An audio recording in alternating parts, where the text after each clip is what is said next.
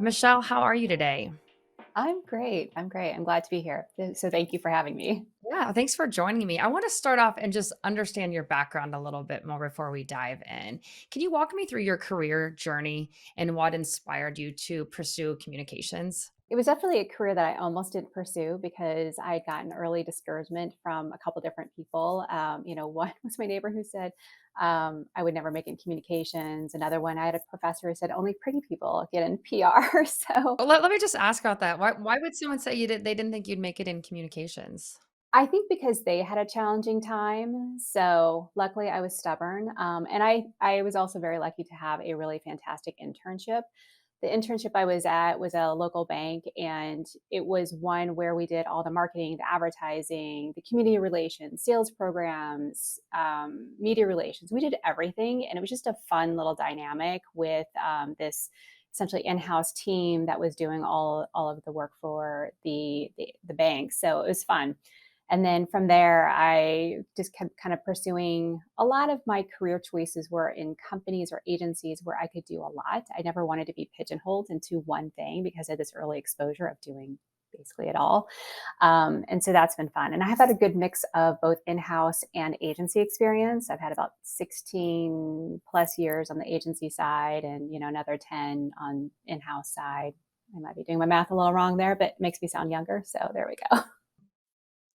Well, tell me about your current role as the director of corporate communication at Envoy Solutions. Yeah, I'm very new to the role in a very new company, so it's really exciting. I was drawn to it because of the growth of the company and being able to kind of build from the bottom up, essentially, build the communications team, doing the internal and external communications for the organization. But because it's growing so rapidly through acquisition, internal communications is my primary right now because we've got a lot of employees, a lot of new teammates that we want to have understand our culture and figure out how to communicate amongst this disparate group of companies. So it's fun so far. 30 days in. We're going to move into our first segment, story time. Welcome to story time. Story time. Story Let time. me tell you a story. You just mentioned the word acquisition, so I want to focus on that. This is a topic that I think is very near and dear to my heart. I feel very strongly about this. I've been in a few, and I have my own advice, but I'd love to hear more about you and your experience. So, can you tell me about your first merger acquisition experience? Yeah, it actually happened at the bank, and we were being acquired, so we were on the other end of it, and brought in kind of late, which was fine, but it taught me the importance of really communicating well with employees in terms of like what the changes are and getting them excited about the changes and the opportunities and building that kind of post acquisition excitement. And then, most of my experience has been on the acquiree side, where, I'm working with companies that are acquiring other companies. And I always had that importance of like, really, who are all of our stakeholders and how are we communicating with them well and understanding some of the questions that they might ask and the concerns that they have. And then how do you alleviate those along the way? Yeah, can you give me just just a couple high level examples? Because I really want to dig into this. But that first experience, what's something that you learned? You feel very strongly about that you learned that from that first experience. Yeah, it is about the stakeholders and specifically employees and their concerns and really understanding that. And I, you know, sometimes in acquisitions there is an I don't want to say an over reliance on employee communications because that's extremely important. But I also think that companies need to learn and think about all their other external stakeholders that they may not be considering. And I will often go through a checklist and I'll start asking specifically, what about this this group? What about that group? And then they'll be like, oh, yes, you're right. Maybe I should need to include them in terms of a stakeholder that we need to communicate to because sometimes the deal type has a pretty myopic view of not only who the stakeholders are, but also how to communicate with them. And we really have to educate them on like what people want and don't want, and specifically during an acquisition period, the initial communications, and most importantly, kind of after the acquisition happens, and how are we communicating with them and keeping the excitement, while all the change is happening. Yeah, I definitely am going to talk to you about before, during, and after communications because I think sometimes people can go, all right, the acquisition's happened. They're employees now. We're done. I don't want to get too far into that now. Um, but I do want to talk a little bit about, you mentioned just a second ago about external stakeholders. Can you give me some examples of who those are? Right. So sometimes it could be regulators, or which sometimes people don't think about, or we had issues with local governments, because sometimes they could be concerned that if there's an acquisition, does that mean that something's going to close and there's going to be a loss of employees? It can be to be like one of the other stakeholders that we've had, that people have realized that it's important, industry associations, right? So as you're acquiring other companies, what is sometimes the reputation of the acquired company inquiries, and what is the impact on the industry associations when these acquisitions are happening. So I sometimes will ask the question, I'll get no other stakeholders, and I'll start listing all the different stakeholders that could be impacted by this acquisition. And most often someone will come up with, oh yeah, we need to consider this other group, and that's important. That's really great. I want to move into our next segment called Seat at the Table. First, get a seat at the table. Get a seat at the table. You want a seat at the table? I feel incredibly compelled to preach to everyone about how important it is that IC gets a seat at the table early. Maybe some leaders overlook it, or it's just sort of an afterthought. But internal communication plays a huge role in mergers and acquisitions. Talk about your experience. Maybe we start with how to get a seat at the table, and how early to be at the table. Yeah, great question. I could that's definitely a passion point for me as well. Because I think one of the challenges that sometimes we have is not being at the table soon enough. Being told of an acquisition kind of right before it happens is more of a challenge, because you're rushing through communications. You're more likely to miss something, and you're not able to strategically plan not only just the pre-acquisition or the kind of acquisition communications, but also post-acquisition communications.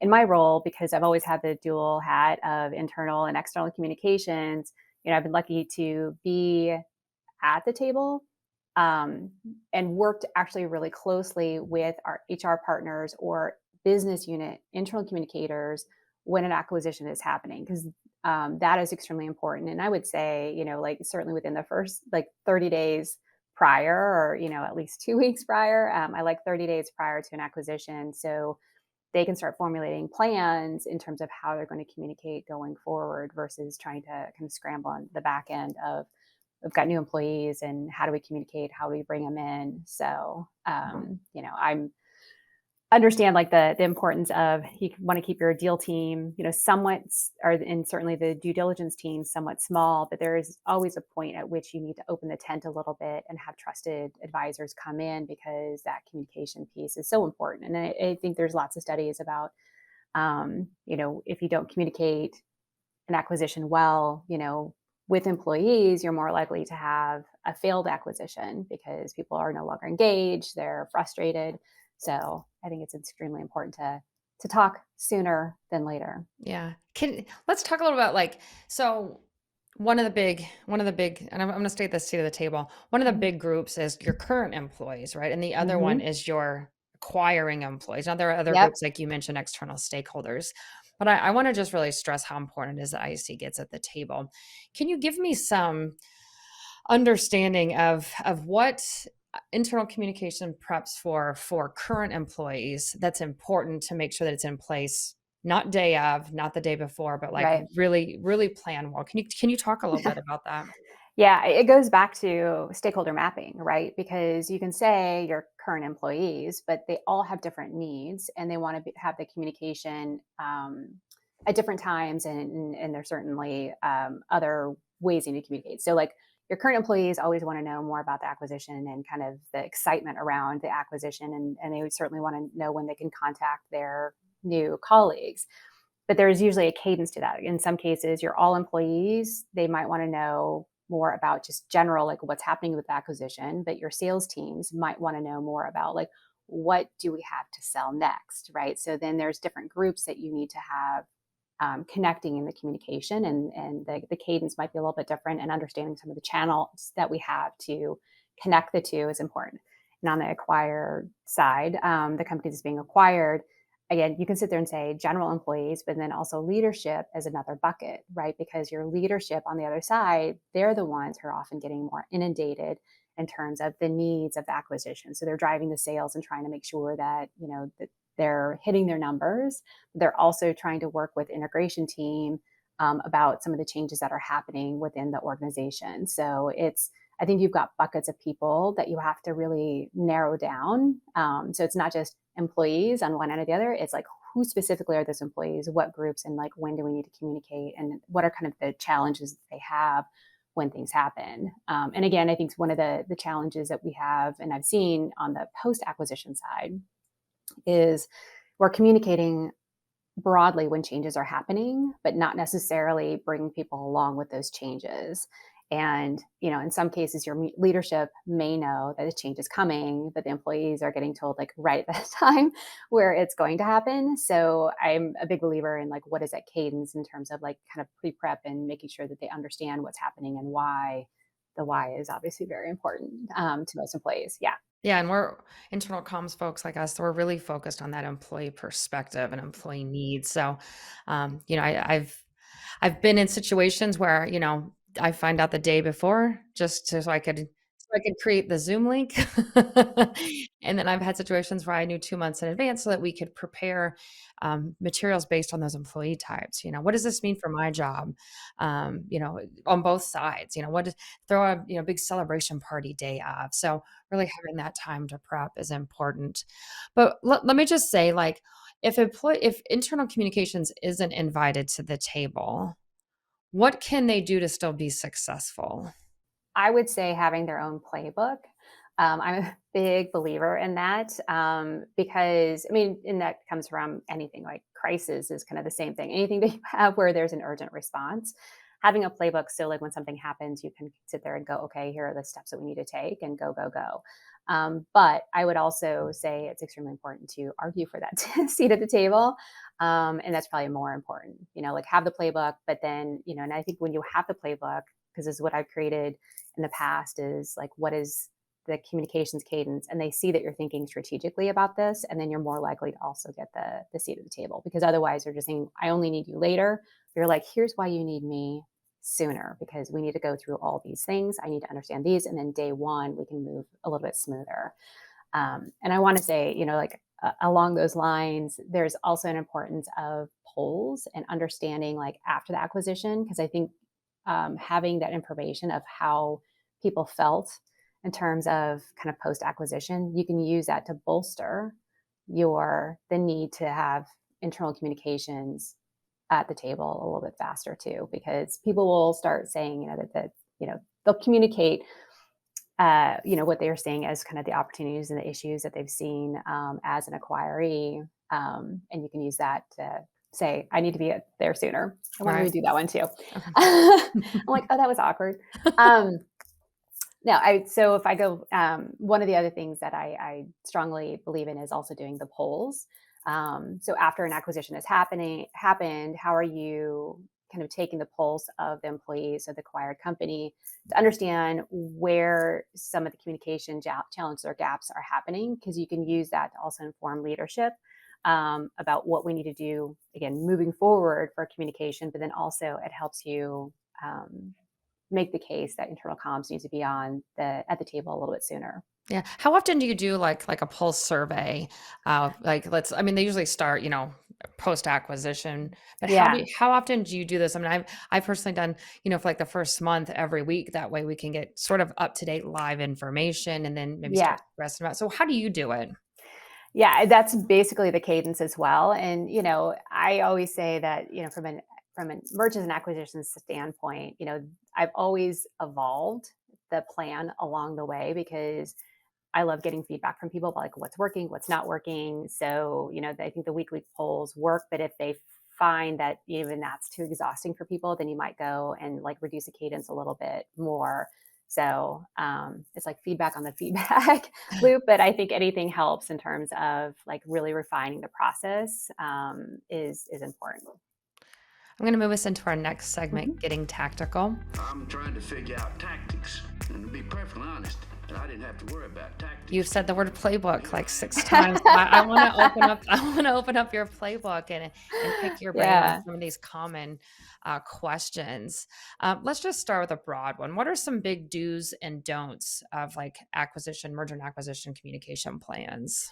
The do's and don'ts. It's easy to start with the don'ts. Don't wait till last minute.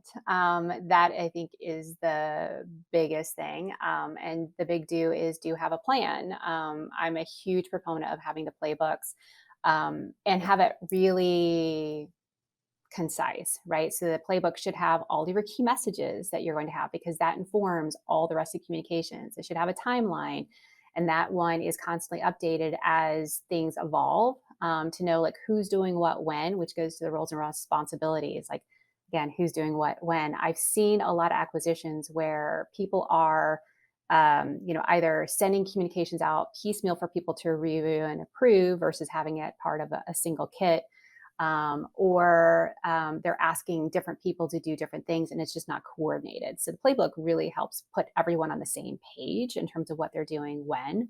And that includes, we include a lot of detail in it. So if it's about like the salespeople and who's going to call who, because in some cases, if you've got joint customers that are really top customers, making sure that the two people who might jointly call them together, you've got that short list and everyone's agreed upon it and they've agreed upon the approach to connecting with them.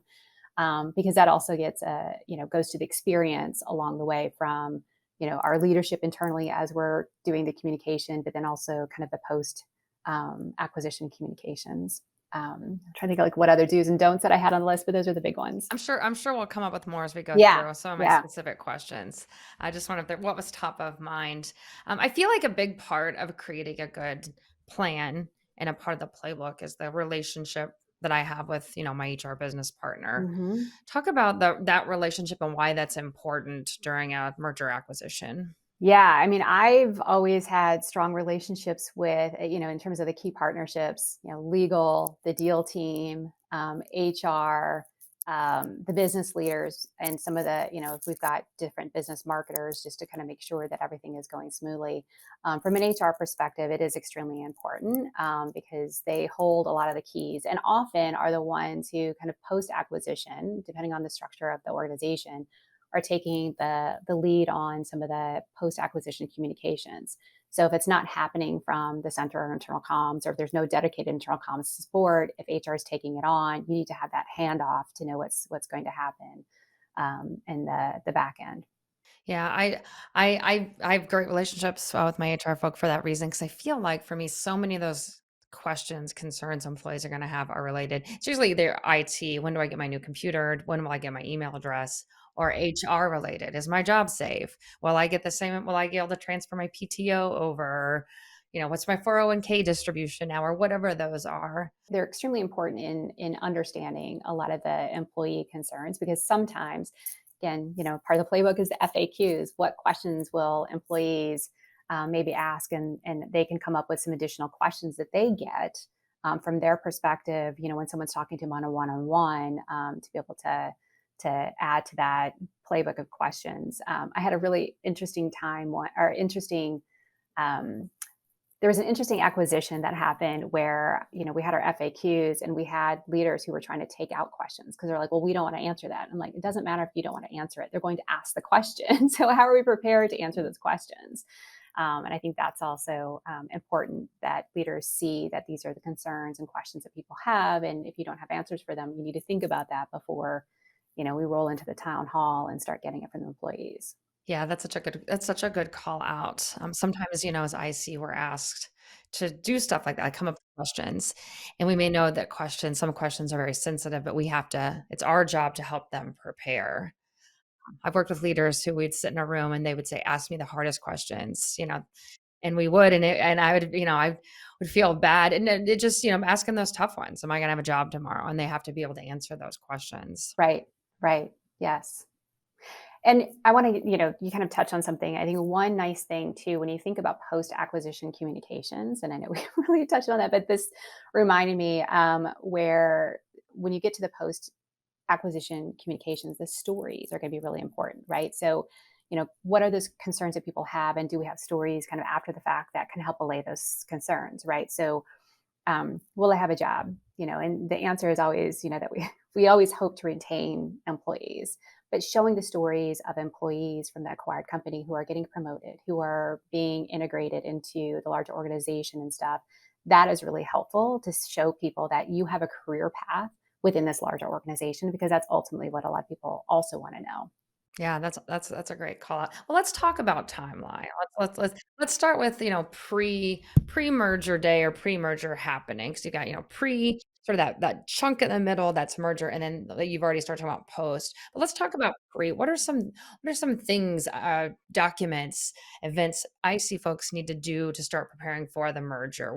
What can they be working on prior to? Let's say you get your full 30 days. What are you doing in that time? In that 30 days, I am solidifying the messaging to make sure that we've got it down, solidifying the FAQs, because we know that employers are going to ask those questions, and really kind of nail down those I call squishy questions that no one wants to answer, that they want to deal with on a later basis. But like, what are those? And really working with our partners to get those answers as much as possible. And it is planning for, as much as the timeline of the day of and making sure it goes as smooth as possible. It is also planning for what's going to happen afterwards. What is the cadence of our polls, if we're going to be able to do that? How are we going to do the polls with the employees?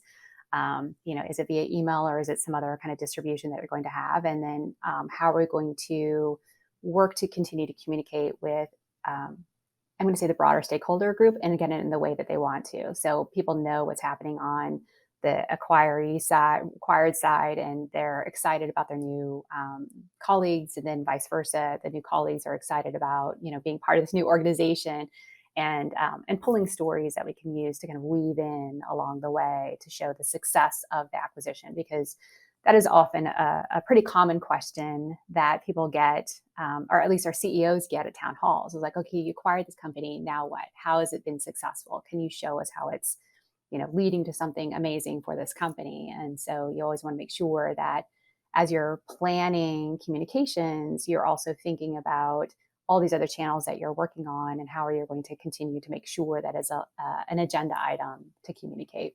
And let's talk about channels. Yeah. I'm kinda jumping all over here, and I I know. apologize. Sorry. That's No, me. no, no, no, Me. every time we sit, I'm like, "I wanna ask a follow-up about that." Yeah. But I wanna talk about channels, because I feel like Hmm. this is where, like, I personally, all my stuff is, it's like I'm trying to connect everyone to, like, an intranet page, right? We may set up a Slack channel, like a temporary Slack channel for all the newly acquired employees, let's say, and we may post, "Hey, reminder, tomorrow's a benefits lunch and learn. Find out more here, links to the intranet." We might have, meetings, town halls. You'll find more information. So talk about how you use channels, technology to help people navigate through a merger and acquisition.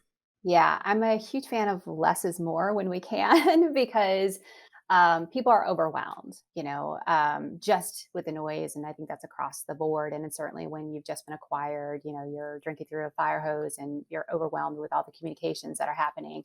An internet is extremely important, because it's a great single source of truth to be able to send people that way. If you have one, we're in the process of building one, which I'm very excited about. But when you have one that people can get into, and you and I think, connected greatly on this topic, because having an internet where people can connect from the outside is extremely important, because there are some platforms that's a little limited, where you can't have people from the outside. And if that's your single source of truth, to be able to communicate to people who don't have the same email or same platform, it can hinder communication. And then, you're pretty reliant on emails and manager communication, um, which I think ends up being, the key. The other thing I've done in some acquisitions, in absence of having an intranet, is having a weekly newsletter, right? So to the employees that we've acquired, here are the things that are happening in your world, and here's why. Here's what you can see that's coming up, right? It's a single email. Everyone gets it. It's transparent. And it's short, and somewhat free from some of the tech speak. But you've got the voice of the company that's coming out, and I think that can be a good channel to do. And you can still have it and connect to the internet if you want to, but if in absence of having an internet, that can also work really, really well. And we work on our end with our other channels with town halls and managers meetings and finding ways that we can integrate the acquired company pretty quickly. No. I'm just gonna go back to that original question I had. And we took a little sidebar here, but like during like that day of and that short period of during the acquisition, what are some ideal events, things internal communications can do to help a really smooth transitions for all employees at that time? Yeah. So day of, when I think about day of, it is, we have done, the town halls with a celebration with employees, gifts, kind of those desk drop welcome gifts. Yeah, you got Um, your new mug with your new company name on it. right, right, right. We see it on new employees these days.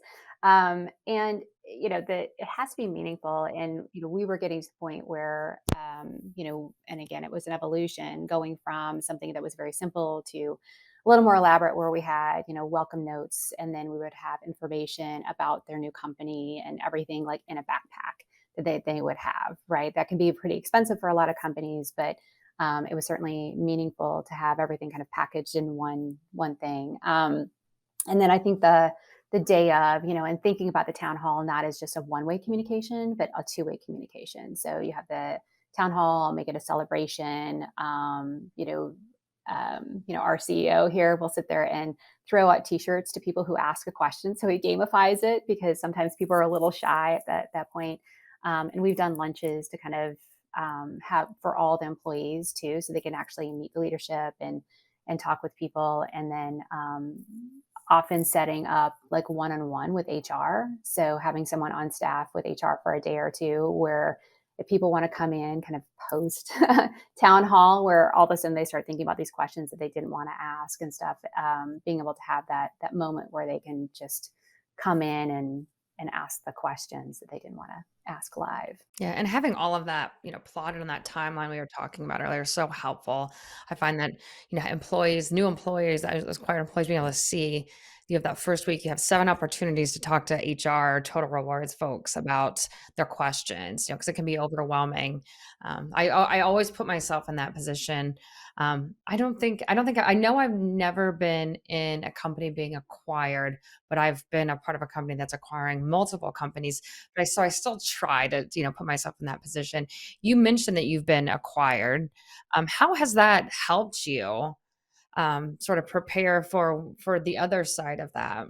Yeah, again, it was just understanding like how I felt like kind of just the surprise of it all. And, but understanding like what people's concerns are at the end. Now, when I got acquired, that was many years ago, but every time I'm at acquisition, one thing I love going to the town halls day of and during the luncheon, I'll often ask people, one on one. So beyond the polls that go out that are a little bit more impersonal, I like actually asking people. So, what did you think? How did you think, how could we have done better? I want that feedback because your playbook can be your playbook, but it needs to be somewhat flexible to understand, what is hitting and what is missing in terms of the communications. So I think getting that feedback is important as a communicator. Yeah, and you're able to use that feedback for next time, right? Save all that feedback. I can't stress that enough to people when I talk. I think we talked about this, and that once you build this stuff, the playbook you build, even if you have an intranet site, you can just sort of copy and paste it and use a lot of those same practices and lessons learned from that first time. What are some lessons learned that you've had along the way? Definitely the not being at the table soon enough has been really interesting because you're scrambling and you're reacting and you're not being strategic or thoughtful. So that is an important thing. It is when we started doing the newsletter, right? So the employees are just on the other side are really overwhelmed by communication and they might be getting some from HR and they might be getting some from the IT and and you may have an integration team that may be communicating, but putting it into a solid, kind of more friendly looking newsletter certainly helped in terms of the communications.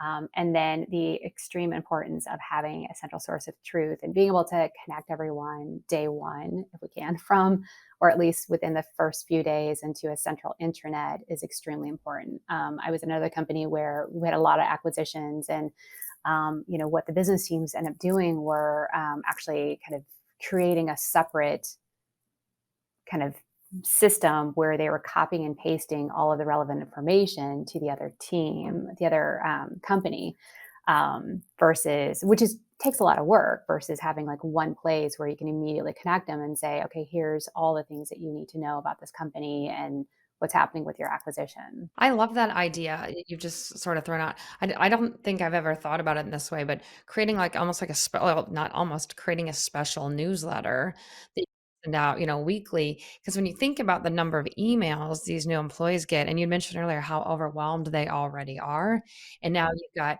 HR sending them emails, you've got total rewards benefits, you may have facilities sending them email, you may have IT sending them emails. You can the list legal there could be numerous people sending emails. Even if they get 2 a day, that's still overwhelming. I know I keep those keep messages like that, unread, and at the end of the day or end of the week, you could have a bunch and you need to register for benefits. You need to file, submit your direct deposit information, whatever it is. So I really like that idea of having a special newsletter that then you can coordinate, CEO message at the top, message from HR, message from benefits, message from IT, and it's all in one spot. Exactly. And if you think about it from an acquisition standpoint, the thing that every business wants to know, like when we're acquiring a company, it's do no harm and we want everyone to be able to do their job. The way they've been doing it as much as possible, like as change is happening.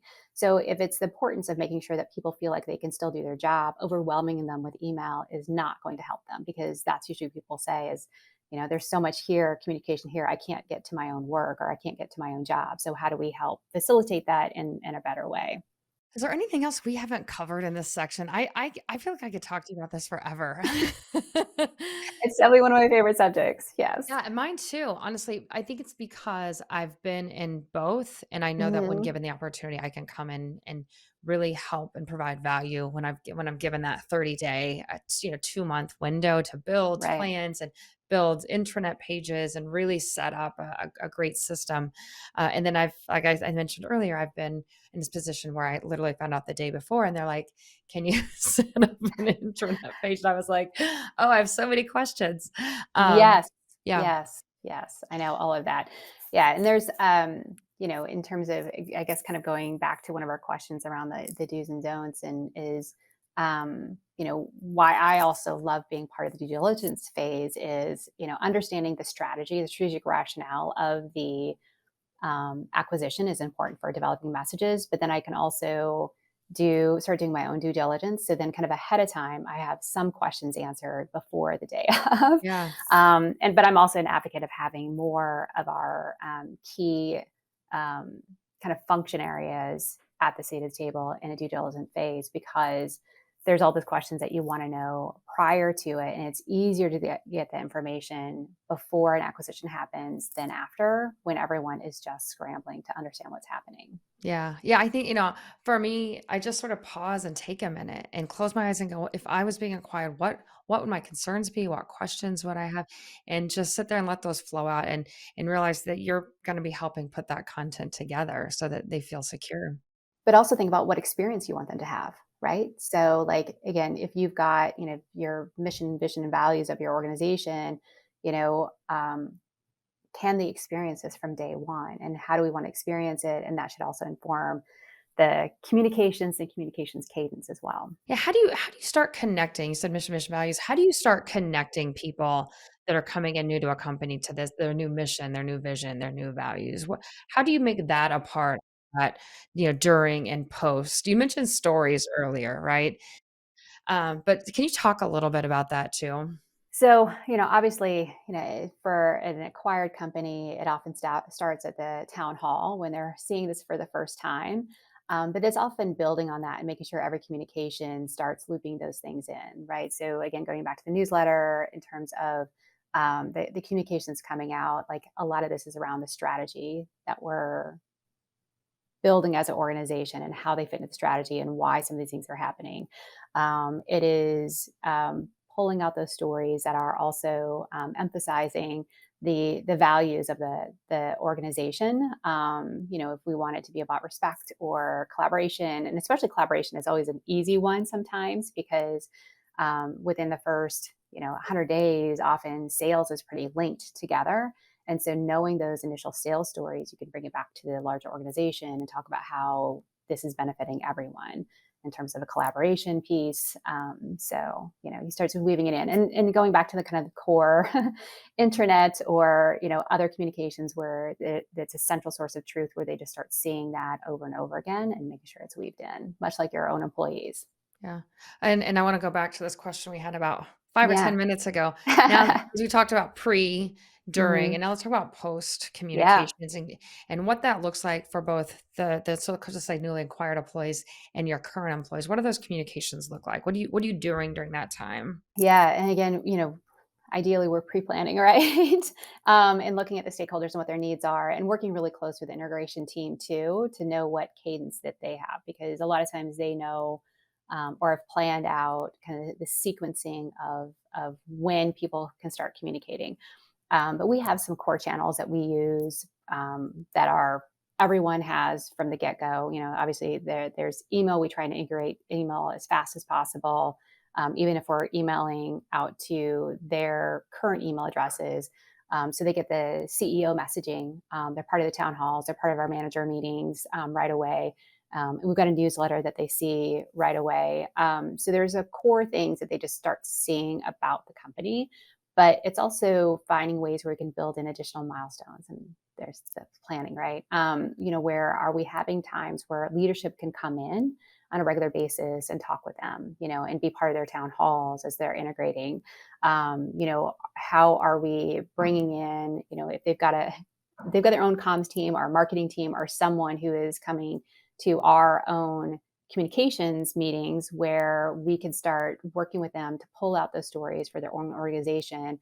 And that we're communicating also out like what is this fantastic company doing. So our current employees understand a little bit more about the acquisition. But I think there's a lot of different ways that we start and can continue to weave in on both sides, like the larger story, but then also build in those moments where they're connecting with the sales organization or other parts of our organization that are important for collaboration. Yeah, I love that idea of working with, partnering with, let's say, their internal comms folks. I've done that before too and said, we want to try to make these new employees feel welcome. What are some things you can doing that we can pepper in and show pictures of or tell stories about that'll help people begin to literally see themselves in the communications and the employee experience. And it was a great partnership. It is great. And this is where I think internets are extremely effective, where, you can have just about anyone post a story and then people start seeing that. And that is another way. I mean, it's similar to, all of our other external social channels where people can see, they can comment, and they feel part of it when they can actually see what's happening from all over the organization. It's a lot more transparent, and then can start sharing best practices too. We've also been really big on the community service side of things, and that is another way in which employees can really start feeling good about an organization when they feel like they're part of a company that cares at a community level and celebrating a lot of those successes. I'm going to move us into our last segment, asking for a friend. Asking for a friend.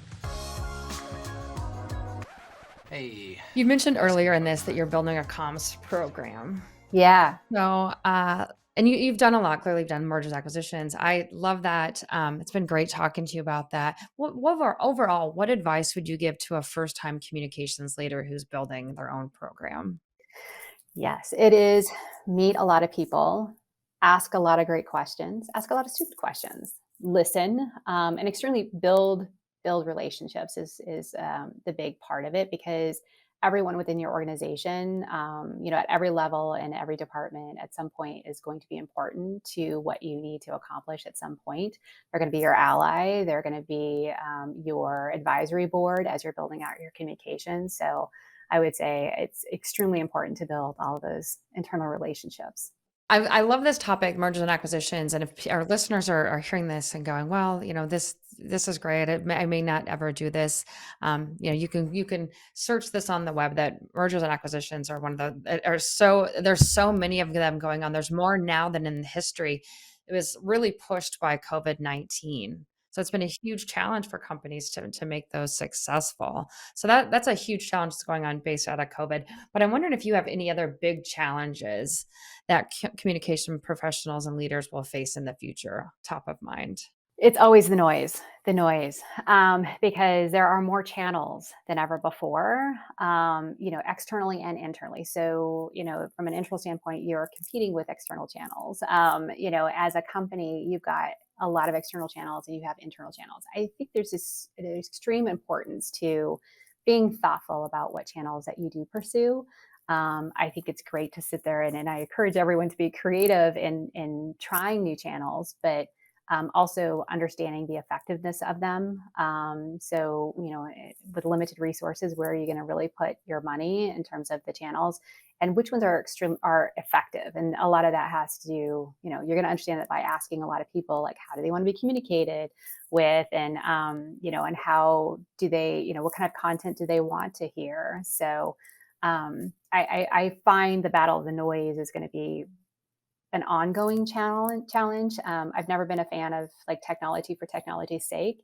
It is all about like what is our strategy, and who is our audience, and how do we, what do we want them to know, feel, do, and how are we communicating that in the best possible way so that and it's on their terms, and that comes with the communication and conversation with other people. Yeah, that's such a good point.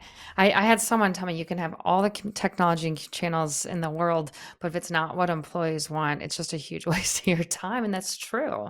Right? We can have Slack and all these different things, but if employees aren't getting what they want from it, so that's exactly so. Yes, that's exactly my experience. Yes, I know. I mean, there's a lot of really great ones out there, and definitely on a list to try. But and sometimes, and especially with companies, when you are, a lot of acquisitions, is not everyone has the same channels right now or are on the same systems, and you know one of the things we've talked about is people who are deskless employees, right? Some people still have phones, some people don't have phones, some people, don't necessarily want to have that direct connection to, or that technology connection to their business or to the company. So then how do you reach them? So it's also still really thinking about I want to say kind of the basic or the traditional channels, even if it means like posting something on the back of the bathroom door. But you got to think about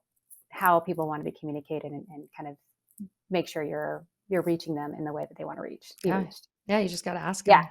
Yeah, Hmm. those surveys, like you said. Yeah. Everyone's getting better at their jobs. What do you do to get better at your job, Michelle? Yeah, it's got to be continuous learning, and sometimes I will say that I learn on a day-to-day basis, right? So every time you do something, it's getting the feedback of what's working and what's not working, and thinking of ways to kind of improve things or change things along the way. Right now, because I'm building, it's really kind of understanding what's there, and laying things out more specifically. I also am a huge, huge fan of just learning outside. So I'm always observing, the kind of best practices that are out there. And I'm not shy about asking other people, because I'm sure, there's lots of brilliant, brilliant ideas out there. So how do I kind of tap into my network to say, hey, we're doing this. Have you done something similar? And kind of what has worked for you? And what are the challenges that I need to think about as I'm, thinking about implementing something similar? So I think getting feedback from other people is also important, and tapping into your net. I'm big on the network, but tapping into your network is huge. Yeah, I like the idea. I've spoken to a couple people and they've said the same thing, learning, and even go so far to say learn any new skill. It just helps rewire your brain differently, and you can think about things differently. Yes, yes, and again, there's a lot of information out there, so being able to kind of read up and see what's happening, but then kind of asking people on the ground, like, have you looked at this? Have you not looked at that? And you might be the pioneer in the area, which is great, but you might also find that other people have done something, and can kind of get you ahead a little faster just by learning from what they've done. Well, Michelle, this has been a lot of fun. Before I let you go, let our listeners know where they can find you. So happy to connect on LinkedIn. My full LinkedIn is Michelle Bunch Press. Great. Thank you, Michelle. Thank you for joining me. This has been a lot of fun. Thanks.